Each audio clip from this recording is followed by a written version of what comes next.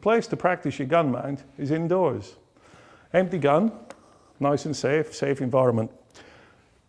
On the shooting ground, you're preoccupied with success as broken clays. You don't care what your style or form's like, as long as you're breaking clays.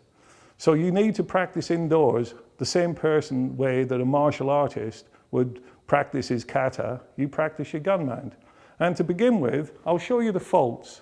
The most common, empty gun, is that the person lifts with the backhand, pulls the gun into their shoulder, lifts the gun up and drops the head in. And the action of the muzzles are down, up, down. And so you end up with a situation where a clay target can be missed 360 degrees around. That means you can miss above, below, in front, or behind. If we can keep our muzzles on the target line all the way through the gun mount, we're 50% better off, and we can only miss in front or behind. And if I demonstrate a proper gun mount, we take the gun, and you take the heel of the gun where the tendon of the bicep joins the pectoral muscle, and then you just lift the gun. Now the gun rises straight into my cheekbone, the zygomatic buttress. It does not come onto the jaw, the mandible, because the mandible goes up and down and it grasps my food by turning round. And so if you mount to the mandible, it's very, very inconsistent.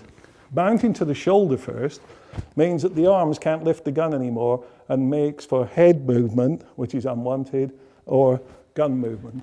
So the combination of the gun mount consists of this. The gun is lifted to the cheek, not to the shoulder. The gun will slide up my shoulder into the cheek, and the gun mount's completed. It goes up and down parallel. Slight bayonet action of the shoulder coming into the gun towards the target. Now, we can practice this indoors, and there's two methods of practicing. One is in the mirror, which you will be looking in the mirror like I'm looking into the camera, and I will look at my eye and lift the gun to my cheekbone, and my eye should be looking back at me, and I shouldn't witness any teeter-totter or seesaw. And the second is with a laser or flashlight, using the lines of walls and ceilings to practice the moving mount.